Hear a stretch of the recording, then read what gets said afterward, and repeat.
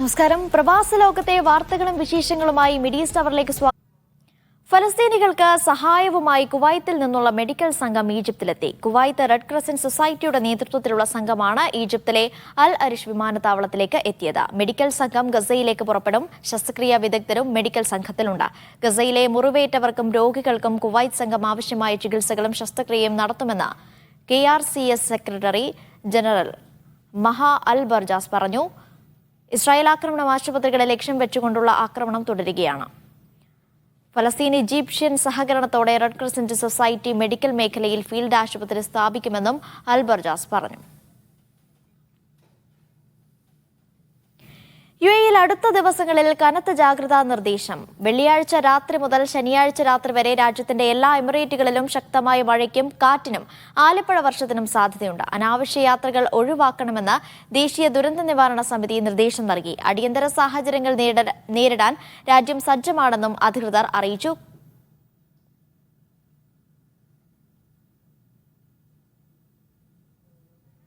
കൂടുതൽ വിവരങ്ങൾ ദുബൈയിൽ നിന്ന് ഷിനോജ് ഷംസുദ്ദീൻ നൽകും. UAEയിൽ രൂപം കൊണ്ട ന്യൂനമർദ്ദത്തിൻ്റെ പശ്ചാത്തലത്തിൽ അടുത്ത 2 ദിവസങ്ങളിൽ അതീവ ജാഗ്രതാ നിർദ്ദേശമാണ് ദേശീയ ദുരന്ത നിവാരണ സമിതി പുറപ്പെടുവിപ്പിച്ചിട്ടുള്ളത്.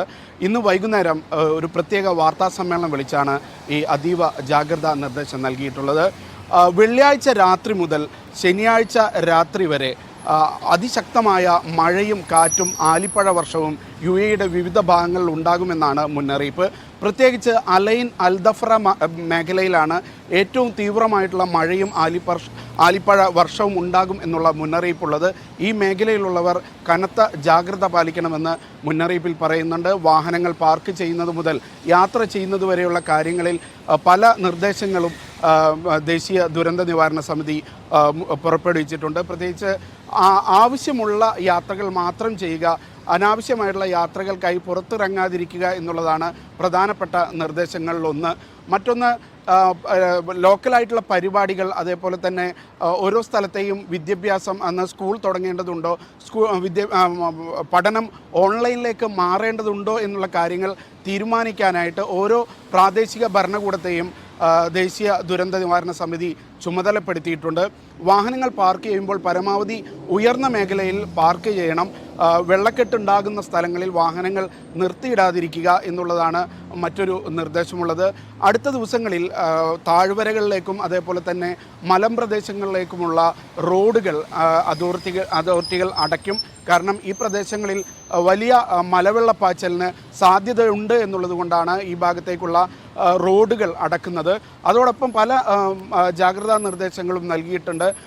പ്രത്യേകിച്ച് ഈ മഴവെള്ളപ്പാച്ചൽ ഉണ്ടാകുന്ന സ്ഥലങ്ങളിലേക്ക് ആളുകൾ യാത്ര ചെയ്യുന്ന ഒരു പ്രവണതയുണ്ട്, അത് ഒഴിവാക്കണം. അത്തരം യാത്ര ചെയ്യുന്നവരെയും അതേപോലെ തന്നെ അവിടെ കൂട്ടം കൂടുന്നവർക്കും ഒക്കെ വലിയ പിഴകൾ ചുമത്തും എന്നുള്ള മുന്നറിയിപ്പും ദേശീയ ദുരന്ത നിവാരണ സമിതി നൽകിയിട്ടുണ്ട്. മഴ ആരംഭിക്കുന്നത് ഇന്നത്തെ കാലാവസ്ഥ അനുസരിച്ച് രാജ്യത്തെ പല ഭാഗങ്ങളും മേഘാവൃതമാണ്. പക്ഷേ മഴ ആരംഭിച്ചിട്ടില്ല. നാളെ രാത്രി മുതലാണ് ശക്തമായ മഴ ആരംഭിക്കുന്നത്. അത് ശനിയാഴ്ച രാത്രി വരെ ശക്തമായി തുടരും എന്നുള്ളതാണ്. ഞായറാഴ്ചയോടുകൂടി അസ്ഥിര കാലാവസ്ഥ ദുർബലപ്പെടുകയും ന്യൂനമർദ്ദം ദുർബലപ്പെടുകയും സാധാരണ കാലാവസ്ഥയിലേക്ക് രാജ്യം തിരിച്ചു പോകും എന്നുള്ളതാണ് കണക്കാക്കുന്നത്. എങ്കിലും എല്ലാ മേഖലയിലും കനത്ത ജാഗ്രത പാലിക്കാൻ അധികൃതർ മുന്നറിയിപ്പ് നൽകുന്നുണ്ട്. റമലാൻ മാസത്തിൽ സർക്കാർ പൊതുസ്ഥാപനങ്ങളിലെ പ്രവർത്തന സമയം ക്രമീകരിച്ചു. ദിവസവും 5 മണിക്കൂറാകും പ്രവർത്തന സമയം. വിവിധ മന്ത്രാലയങ്ങൾ, സർക്കാർ ഏജൻസികൾ, പൊതുസ്ഥാപനങ്ങൾ എന്നിവ നോമ്പുകാലത്ത് രാവിലെ 9 മുതൽ ഉച്ചയ്ക്ക് 2 മണിവരെയാകും പ്രവർത്തിക്കുക. ഓഫീസ് പ്രവർത്തനത്തെ ബാധിക്കില്ല എങ്കിൽ ജീവനക്കാർക്ക് 1 മണിക്കൂർ വരെ വൈകിയെത്താനും അനുമതിയുണ്ട്. പക്ഷേ 5 മണിക്കൂർ ജോലി സമയം ഉറപ്പുവരുത്തണം. അതോടൊപ്പം തന്നെ വർക്ക് ഫ്രം ഹോം സംവിധാനത്തിനും സൗകര്യമുണ്ട്.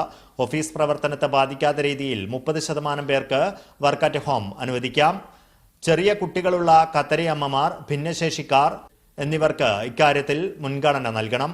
അതേസമയം വിദ്യാഭ്യാസ ആരോഗ്യ സ്ഥാപനങ്ങളിലെ ജോലി സമയം അതാത് മന്ത്രാലയങ്ങൾ തീരുമാനിക്കുമെന്ന് നീതിന്യായ മന്ത്രാലയം സർക്കുലറിൽ വ്യക്തമാക്കി. Media 1 Doha. നോമ്പുതുറ സമയം അറിയിക്കാൻ ദുബായിലെ 7 ഇടങ്ങളിൽ ഇത്തവണ പോലീസിന്റെ പീരങ്കി മുഴങ്ങും. ഇതിനു പുറമെ 13 സ്ഥലങ്ങളിൽ സഞ്ചരിക്കുന്ന പീരങ്കികൾ ദിവസങ്ങളിലായി വിന്യസിക്കുമെന്ന് ദുബായ് പോലീസ് വാർത്താസമ്മേളനത്തിൽ അറിയിച്ചു. അറബ് സാംസ്കാരിക പാരമ്പര്യത്തിന്റെ അടയാളം എന്ന നിലയ്ക്കാണ് നോമ്പുതുറ സമയം അറിയിക്കാൻ ദുബൈയിൽ ഇപ്പോഴും പോലീസ് പീരങ്കി മുഴക്കുന്നത്. നിരവധി പേർക്ക് ഇതൊരു കൗതുക കാഴ്ചയാണ്. വിദേശ സഞ്ചാരികളടക്കം 100 കണക്കിന് പേർ ഇത് കാണാൻ ഒത്തുചേരും. ഇത്തവണ 7 കേന്ദ്രങ്ങളിൽ സ്ഥിരമായി പീരങ്കികൾ ഇഫ്താർ സമയം അറിയിക്കും. Expo City, Damac Hills, Creek Harbour, Burj Khalifa, Mirdif downtown, Festival City, Hatta guest house എന്നിവിടങ്ങളിലാണ് സ്ഥിരം പീരങ്കികൾ സ്ഥാപിക്കുകയെന്ന് പോലീസ് വാർത്താ സമ്മേളനത്തിൽ അറിയിച്ചു. ഇതിനു പുറമെ 13 സ്ഥലങ്ങളിൽ സഞ്ചരിക്കുന്ന പീരങ്കികളും എത്തും. Starting from Satwa, and then it will go to Musgim Majlis in Jumeirah, and then it will go to Nad al-Shiba. We have a new place this year. It's Al-Ghaf Walk in Nad al-Shiba 1. പീരങ്കി മുഴക്കുന്നത് ദുബൈയിലെ TV ചാനലുകൾ തത്സമയം സംപ്രേഷണം ചെയ്യും. വീടുകളിൽ ഇഫ്താർ സമയം അറിയാൻ ഇതിനെ ആശ്രയിക്കുന്നവരുമുണ്ട്. Police operations affairs assistant commandant major general Abdullah Al Aithi ഉൾപ്പെടെയുള്ളവർ വാർത്താ സമ്മേളനത്തിൽ പങ്കെടുത്തു. Media 1 Dubai. റമലാന് മുന്നോടിയായി UAEയിലെ ജയിലുകളിൽ നിന്ന് 735 തടവുകാരെ മോചിപ്പിക്കാൻ president Sheikh Mohammed bin Zayed നിർദ്ദേശം നൽകി. ഇവരുടെ പേരിൽ ചുമത്തിയ പിഴത്തുക പൂർണ്ണമായും പ്രസിഡന്റ് വ്യക്തിപരമായി ഏറ്റെടുത്ത് വീട്ടും. തടവ് പുള്ളികൾക്ക് മാന്യമായ ജീവിതം ഉറപ്പാക്കാനാണ് നടപടിയെന്ന് പ്രസിഡന്റിന്റെ ഓഫീസ് അറിയിച്ചു. മമ്മൂട്ടിയും മോഹൻലാലും ഉൾപ്പെടെ മലയാള ചലച്ചിത്ര ലോകത്തെ സൂപ്പർ താരങ്ങളെ പങ്കെടുപ്പിച്ച കേരള ഫിലിം പ്രൊഡ്യൂസേഴ്സ് അസോസിയേഷൻ ഖത്തറിൽ സംഘടിപ്പിക്കാനിരുന്ന മോളിവുഡ് മാജിക് അവസാന നിമിഷം റദ്ദാക്കി. ലോകകപ്പ് ഫുട്ബോൾ വേദിയായ 974 സ്റ്റേഡിയത്തിൽ ഇന്ന് രാത്രി നടക്കേണ്ടിയിരുന്ന പരിപാടിയാണ് റദ്ദാക്കിയത്. ഇന്ന് രാത്രി 7 മണിക്കായിരുന്നു മലയാളത്തിലെ സിനിമാ താരങ്ങളെല്ലാം ഒരേ വേദിയിലെത്തുന്ന മോളിവുഡ് മാജിക് ദോഹയിൽ നടക്കേണ്ടിയിരുന്നത്. മമ്മൂട്ടിയും മോഹൻലാലും ദിലീപും ജയസൂര്യയും അടക്കമുള്ള താരങ്ങൾ പരിപാടിക്കായി ഖത്തറിലെത്തുകയും ചെയ്തു. എന്നാൽ പരിപാടി തുടങ്ങാൻ മണിക്കൂറുകൾ മാത്രം ബാക്കി നിൽക്കെ മോളിവുഡ് മാജിക് റദ്ദാക്കിയതായി ദോഹയിലെ സംഘാടകരായ 91 ഇവന്റ്സ് അറിയിച്ചു. സാങ്കേതിക പ്രശ്നങ്ങളും കാലാവസ്ഥാ വെല്ലുവിളിയും കാരണം പരിപാടി റദ്ദാക്കിയെന്നാണ് വിശദീകരണം. ടിക്കറ്റ് തുക 60 ദിവസത്തിനുള്ളിൽ തിരികെ നൽകുമെന്നും സംഘാടകർ സോഷ്യൽ മീഡിയയിൽ കുറിച്ചു.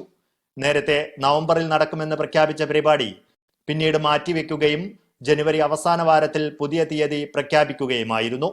Media 1 Doha.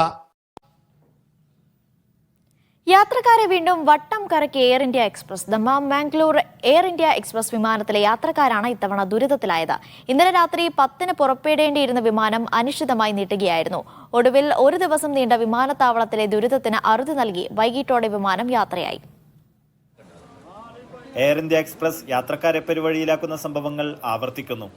ദമ്മാം മാംഗ്ലൂർ വിമാനത്തിൽ ടിക്കറ്റ് എടുത്തവരാണ് ഇത്തവണ വിമാന കമ്പനിയുടെ ഇരയായത്. IX 886 നമ്പർ വിമാനമാണ് ഒരു ദിവസം വൈകി പറന്നത്. ഇന്നലെ രാത്രി 10:20-ന് ദമ്മാമിൽ നിന്നും മംഗലാപുരത്തേക്ക് പുറപ്പെടേണ്ടിയിരുന്ന വിമാനമാണ് അനിശ്ചിതമായി നീട്ടിയത്. വിമാനത്താവളത്തിലെത്തിയ യാത്രക്കാർക്ക് ബോർഡിംഗ് നൽകിയ ശേഷം സർവീസ് റദ്ദാക്കുകയായിരുന്നു. തുടർന്ന് രാത്രി 12:45-നും രാവിലെ 11:25-നും റീഷെഡ്യൂൾ ചെയ്തെങ്കിലും വിമാനം യാത്ര പുറപ്പെട്ടില്ല. ഇതിനിടയിൽ യാത്രക്കാർക്കാവശ്യമായ താമസ സൗകര്യമൊരുക്കുവാനോ ഭക്ഷണവും വെള്ളവും നൽകുവാനോ കമ്പനി അധികൃതർ തയ്യാറായില്ലെന്നും യാത്രക്കാർ പരാതി പറഞ്ഞു.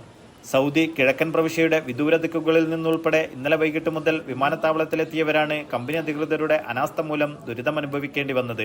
ഏറെ നീണ്ട അനിശ്ചിതത്വങ്ങൾക്കൊടുവിൽ പ്രാദേശിക സമയം വൈകിട്ട് 5:30 മണിയോടെ വിമാനം യാത്രയായി. Naushad റിക്കൂർ, media 1 Dammam. യിൽ കഴിഞ്ഞ വർഷം മാർച്ചിലുണ്ടായ കെട്ടിട ദുരന്തത്തിൽ കുറ്റക്കാർക്കെതിരെ ശിക്ഷാവിധി പ്രഖ്യാപിച്ചു. അറ്റകുറ്റപ്പണിക്കിടെ കെട്ടിടം തകർന്നു വീണാണ് ദുരന്തമുണ്ടായത്. അറ്റകുറ്റപ്പണിക്ക് കരാറെടുത്ത കമ്പനിയുടെ ഡയറക്ടർക്ക് 5 വർഷം തടവും കൺസൾട്ടന്റിന് 3 വർഷത്തെ തടവും വിധിച്ചു. കരാർ കമ്പനി 5 വർഷം 5 ലക്ഷം റിയാൽ പിഴയും കെട്ടിട ഉടമ 20,000 റിയാൽ പിഴയും അടക്കണം. 4 നിലകളുള്ള കെട്ടിടം കഴിഞ്ഞ വർഷം മാർച്ച് 22-നാണ് തകർന്നു വീണത്.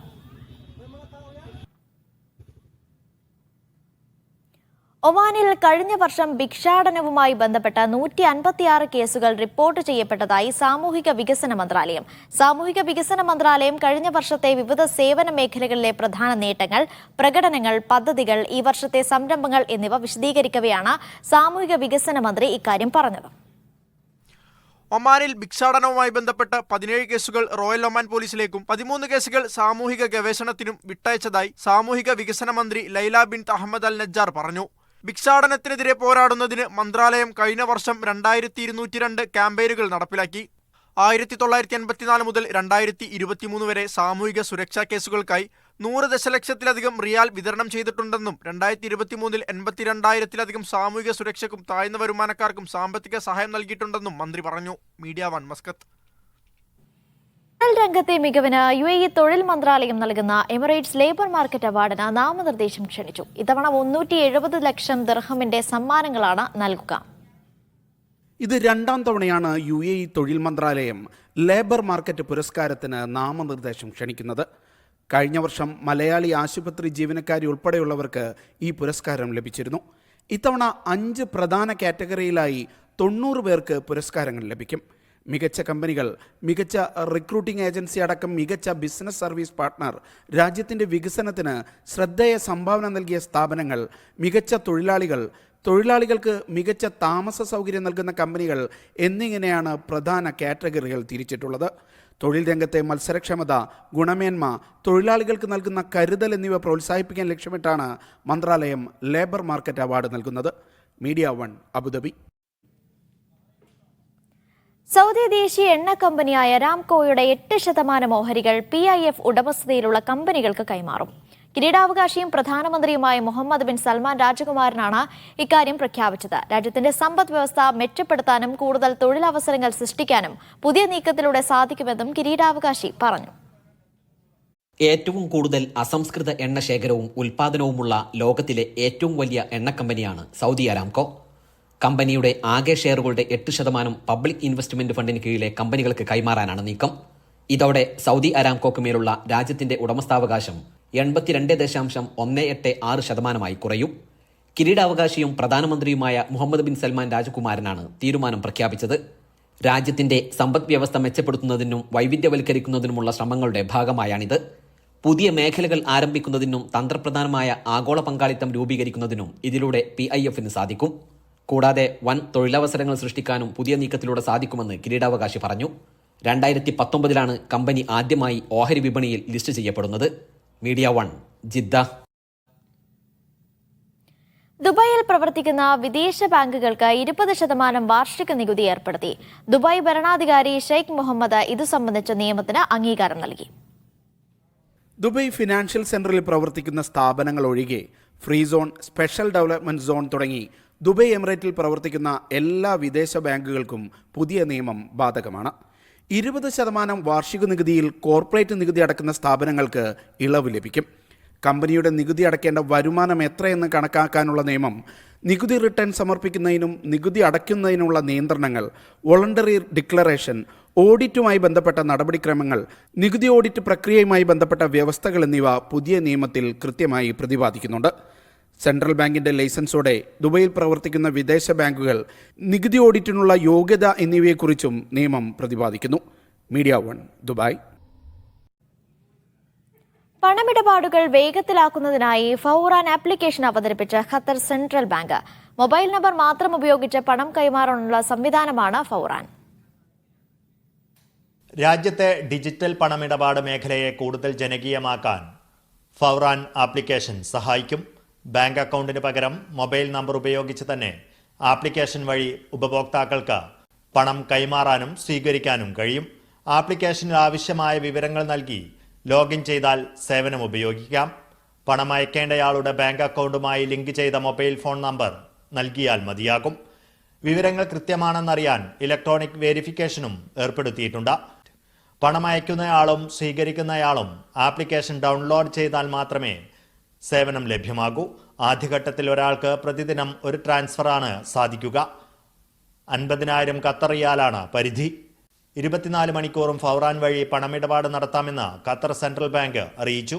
ഖത്തറിന്റെ 3ാം ഘട്ട സാമ്പത്തിക പദ്ധതിയുടെ ഭാഗമായാണ് സെൻട്രൽ ബാങ്ക് പണമിടപാടുകളുടെ ഡിജിറ്റലൈസേഷൻ വേഗത്തിലാക്കുന്നത്. Media 1 Doha.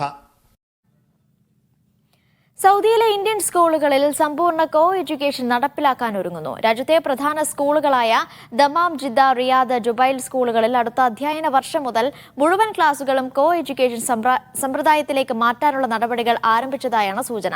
നിലവിൽ 6ാം തരം വരെയുള്ള ക്ലാസുകളിലാണ് കോ എഡ്യൂക്കേഷൻ സമ്പ്രദായത്തിൽ ക്ലാസുകൾ നടന്നുവരുന്നത്. സൗദിയിൽ മാറിയ വിദ്യാഭ്യാസ സമ്പ്രദായത്തിനനുസരിച്ച് ഇന്ത്യൻ സ്കൂളുകളിലും മാറ്റം വരുത്തുന്നു. രാജ്യത്തെ ഇന്ത്യൻ സ്കൂളുകളിലെ പഠനരീതി സമ്പൂർണ്ണമായും കോ എഡ്യൂക്കേഷൻ സമ്പ്രദായത്തിലേക്ക് മാറ്റുന്നതിനുള്ള നടപടികൾ ആരംഭിച്ചതായാണ് സൂചന. ഇത് സംബന്ധിച്ച ആലോചനകളും ചർച്ചകളും പൂർത്തിയാക്കി വരികയാണ് ഇപ്പോൾ.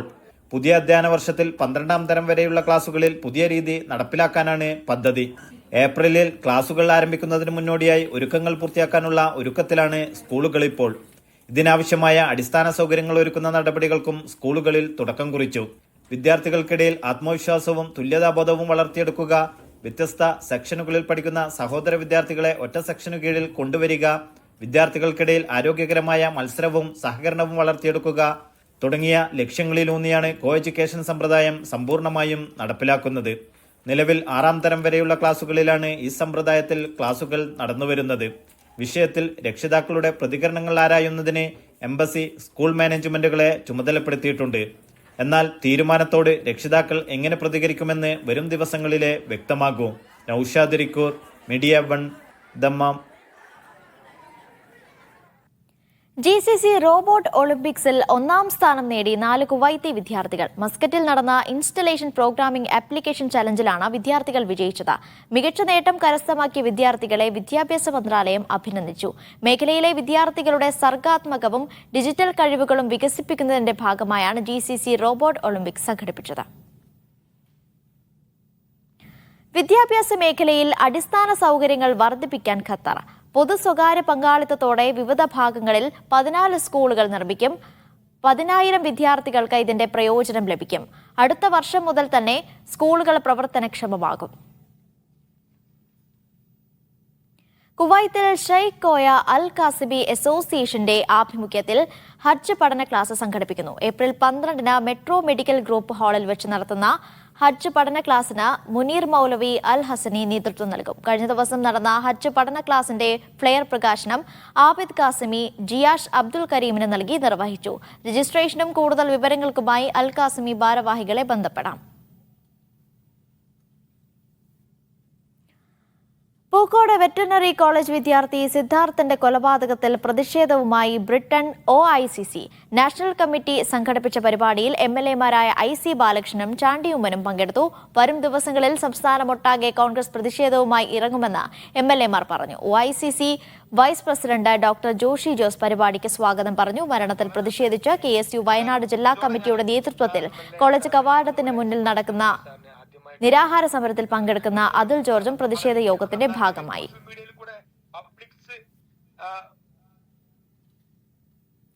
ചലനശേഷി നഷ്ടപ്പെട്ട സൽമാനിയ ആശുപത്രിയിൽ ചികിത്സയിൽ കഴിയുന്ന കണ്ണൂർ കൂത്തുപറമ്പ് സ്വദേശിയായ പ്രവാസിയുടെ ചികിത്സയ്ക്ക് ഹോപ്പ് ബഹ്റൈൻ സ്വരൂപിച്ച സഹായധനം കൈമാറി. അംഗങ്ങളിൽ നിന്നും അഭ്യുദയകാംക്ഷികളിൽ നിന്നും സമാഹരിച്ച 2.40 ലക്ഷം രൂപ റംഷാദ് MKയും മുജീബ് റഹ്മാനും ചേർന്ന് കോർഡിനേറ്റർ സാബു ചിറമേലിന് കൈമാറി. AYCC ബഹ്റൈന്റെ ആഭിമുഖ്യത്തിൽ സംഘടിപ്പിക്കുന്ന യൂത്ത് ഫെസ്റ്റ് നാളെ ഇന്ത്യൻ ക്ലബ്ബിൽ നടക്കുമെന്ന് ഭാരവാഹികൾ വാർത്താ സമ്മേളനത്തിൽ അറിയിച്ചു. വൈകിട്ട് 6-ന് നടക്കുന്ന പരിപാടിയിൽ സജീർ കൊപ്പത്തിന്റെ നേതൃത്വത്തിലുള്ള സംഗീത പരിപാടി ഉണ്ടാകും. വാർത്താ സമ്മേളനത്തിൽ president Fazil Vattoli, youth fest chairman Vinsu Koothappally, Nitish Chandran, Shibin Thomas, Basil Nellimattom എന്നിവർ പങ്കെടുത്തു. UAE-യിലെ ഉമുൽ ഖുവൈൻ എമിറേറ്റിൽ സർക്കാർ ജീവനക്കാർക്ക് റമലാൻ മാസം 3 ദിവസം വാരാന്ത്യ അവധി പ്രഖ്യാപിച്ചു. ഇതനുസരിച്ച് റമദാനിൽ 4 ദിവസം മാത്രമായിരിക്കും സർക്കാർ ജീവനക്കാരുടെ പ്രവൃത്തി സമയം. വെള്ളി, ശനി, ഞായർ ദിവസങ്ങളിൽ അവധിയായിരിക്കും. പ്രവൃത്തി ദിവസങ്ങളിൽ രാവിലെ 9 മുതൽ ഉച്ചയ്ക്ക് 2:30 വരെ ജോലി ചെയ്താൽ മതി.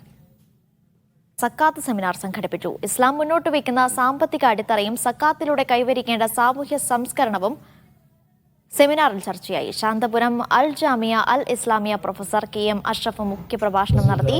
സംഘടിത സക്കാത്തിന്റെ പ്രാധാന്യവും ബൈത്ത് സക്കാത്തിന്റെ പ്രസക്തിയെയും പരിചയപ്പെടുത്തി KM ബഷീർ സംസാരിച്ചു. സിനാൻ മുഹമ്മദ്, ബിനാൻ ബഷീർ എന്നിവർ നേതൃത്വം നൽകി. ദമാം സിഫ സംഘടിപ്പിച്ച ഫുട്ബോൾ ടൂർണമെന്റ് സമാപിച്ചു. 10 ടീമുകൾ പങ്കെടുത്ത ടൂർണമെന്റിന്റെ ഫൈനലിൽ സ്പോർട്ടിവോ FC ദമാം ജേതാക്കളായി. സിഫ സെക്രട്ടറി മുനീസ് CC ഉദ്ഘാടനം ചെയ്തു. സാമൂഹിക രാഷ്ട്രീയ രംഗത്തുള്ളവർ സംബന്ധിച്ചു. വിജയികൾക്ക് ട്രോഫിയും ക്യാഷ് പ്രൈസും സമ്മാനിച്ചു. റിഷാദ് OV, മോഹൻ മലമുകളിൽ, റിഫാദ് സൈദു എന്നിവർ നേതൃത്വം നൽകി. ബ്ലഡ് ഡോണേഴ്സ് കേരള കുവൈത്ത് ചാപ്റ്ററും മലയാളി മംസും സംയുക്തമായി രക്തദാന ക്യാമ്പ് സംഘടിപ്പിച്ചു. കുവൈത്ത് ദേശീയ ദിനാഘോഷത്തിന്റെ ഭാഗമായാണ് ക്യാമ്പ് നടത്തിയത്. രാജ്യത്തിന്റെ വിവിധ ഭാഗങ്ങളിൽ നിന്നായി നിരവധി പേർ പങ്കെടുത്തു. രാജൻ തോട്ടത്തിൽ ക്യാമ്പ് ഉദ്ഘാടനം ചെയ്തു. അമ്പിളി ശശിധരൻ, അമീറ ഹവാസ് എന്നിവർ ആശംസകൾ നേർന്നു. നളിനാക്ഷൻ ഒളവറ, ജോബി ബേബി, സോഫി രാജൻ, യമുന രഘുപാൽ, ഉണ്ണികൃഷ്ണൻ എന്നിവർ ക്യാമ്പിന് നേതൃത്വം നൽകി. സൗദിയിലെ റിയാദിൽ കേളി കലാസാംസ്കാരിക വേദിയുടെ 23ാം വാർഷികാഘോഷത്തിന്റെ ഭാഗമായി മെഗാ ഷോ ഒരുക്കുന്നു. ഏപ്രിൽ 19 മലാസ് ലുലുവിലെ വേദിയിലാണ് മെഗാ ഷോ. GS പ്രദീപ് നയിക്കുന്ന ക്വിസ് മത്സരവും അന്നേ ദിനം അരങ്ങിലെത്തും. റിയാദിലെ മലസിലാണ് ഇടതുപോഷക സംഘടനയായ കേളിയുടെ വാർഷികാഘോഷം. പൊതുജനങ്ങൾക്കായി നാട്ടിൽ നിന്നുള്ള കലാകാരന്മാരെ അണിനിരത്തിയുള്ള മെഗാ ഷോ ആണ് പ്രധാന പരിപാടി. റിയാദ് ജീനിയസ് എന്ന പേരിൽ വിദ്യാർത്ഥികൾക്കും മുതിർന്നവർക്കുമായി ഒരുക്കുന്ന മെഗാ ക്വിസ് പ്രോഗ്രാമും ഇതിന്റെ ഭാഗമാണ്. ഗ്രാൻഡ് മാസ്റ്റർ GS പ്രദീപാണ് ഷോ നയിക്കുന്നത്. അൻവർ സാദത്തും ലക്ഷ്മി ജയനും നയിക്കുന്ന സംഗീത വിരുന്നും പരിപാടിയിലെത്തും. കലാകാരന്മാരുടെ കലാപ്രകടനങ്ങളും മെഗാ തിരുവാതിരയും വേദിയിലുണ്ടാവും. ഏപ്രിൽ 19 റിയാദിലെ മലാസ് ലുലുറൂഫ് അരീനയിൽ വെച്ചാണ് പരിപാടി. സൗജന്യമായിരിക്കും പ്രവേശനം. കേളി രക്ഷാധികാരി KPM Sadiq, president Jabin Iqbal, secretary Suresh Kannapuram തുടങ്ങിയവർ വാർത്താസമ്മേളനത്തിൽ പങ്കെടുത്തു. Tamim CP, media 1, Riyadh. ഒമാനിലെ ബുറൈമി സ്നേഹതീരം കൂട്ടായ്മ മാസ്റ്റേഴ്സ് ഫുട്ബോൾ ടൂർണമെന്റും സ്നേഹസംഗമവും സംഘടിപ്പിച്ചു. സ്നേഹതീരം കോർഡിനേറ്റർ സുബൈർ മുക്കത്തിന്റെ അധ്യക്ഷതയിൽ Buraimi Indian school principal Shanthakumar Dasari പരിപാടി ഉദ്ഘാടനം ചെയ്തു. പ്രസിഡന്റ് തളികുളം, കമാൽ കൊതുവിൽ, പ്രകാശൻ കളിച്ചത്ത എന്നിവർ സംസാരിച്ചു. വിൽസൺ പ്ലാമൂട്ടിൽ സ്വാഗതവും ഹുബൈൽ നന്ദിയും പറഞ്ഞു. ബുറൈമിയിലെ പ്രമുഖ ടീമുകൾ പങ്കെടുത്ത മത്സരത്തിൽ ബുറൈമി ബ്രദേഴ്സ് 1ാം സ്ഥാനം കരസ്ഥമാക്കി. 2ാം സ്ഥാനം ബുറൈമി മാർക്കറ്റ് വാരിയേഴ്സ് നേടി. മസ്കത്തിലുണ്ടായ വാഹനാപകടത്തിൽ ഇന്ത്യൻ സ്കൂൾ വിദ്യാർത്ഥിനി മരിച്ചു. വാദി കബീർ ഇന്ത്യൻ സ്കൂളിലെ 8ാം ക്ലാസ് വിദ്യാർത്ഥിനിയും ഹൈദരാബാദ് സ്വദേശിനിയുമായ സമീഹ തബസാണ് മരിച്ചത്. മാതാവിനൊപ്പം സ്കൂളിൽ നിന്ന് പരീക്ഷ കഴിഞ്ഞ് റോഡ് മുറിച്ച് കടക്കവെയാണ് അപകടം. മാതാവ് ഗുരുതര പരിക്കുകളോടെ കൗല ആശുപത്രിയിൽ തീവ്രപരിചരണ വിഭാഗത്തിൽ ചികിത്സയിലാണ്. കായംകുളം ഗോവിന്ദമുട്ടം സ്വദേശി ദേവരാജൻ അബൂദബിയിൽ മരിച്ചു. 51 വർഷമായി പ്രവാസിയാണ്. ഏറെക്കാലം സർക്കാർ മേഖലയിലും ബിസിനസ് രംഗത്തും പ്രവർത്തിച്ചിട്ടുണ്ട്. മൃതദേഹം നാട്ടിലെത്തിക്കാനുള്ള നടപടികൾ തുടരുന്നു. മലയാളി യുവാവ് കുവൈത്തിൽ മരിച്ചു. തിരുവനന്തപുരം മണക്കാട് സ്വദേശി മുരുകനാണ് മരിച്ചത്. ഹൃദയ സംബന്ധമായ അസുഖത്തെ തുടർന്നാണ് അന്ത്യം. മുബാറക് അൽ കബീർ ആശുപത്രിയിൽ ചികിത്സയിലായിരുന്നു. മൃതദേഹം നാട്ടിലേക്ക് കൊണ്ടുപോകുന്നതിനുള്ള നടപടിക്രമങ്ങൾ പൂർത്തിയായി വരുന്നതായി ട്രാക്ക് ഭാരവാഹികൾ അറിയിച്ചു. മലയാളി യുവാവ് ബഹ്റൈനിൽ മരിച്ചു. കോഴിക്കോട് ദേവർകോവൽ സ്വദേശി ലത്തീഫാണ് മരിച്ചത്. ഉയർന്ന രക്തസമ്മർദ്ദത്തെ തുടർന്ന് കഴിഞ്ഞ കുറച്ച് ദിവസങ്ങളിലായി BDF ആശുപത്രിയിൽ ചികിത്സയിലായിരുന്നു. 13 വർഷത്തിലേറെയായി ഹമദ് ടൗണിലെ മറാസിൽ ട്രേഡിംഗിൽ ജോലി ചെയ്ത് വരികയായിരുന്നു. അവധിക്ക് നാട്ടിൽ പോകാനിരിക്കെയാണ് അസുഖബാധിതനായി ആശുപത്രിയിൽ പ്രവേശിപ്പിച്ചത്. മൃതദേഹം നാട്ടിലേക്ക് അയക്കാനുള്ള നടപടിക്രമങ്ങൾ പുരോഗമിക്കുന്നു.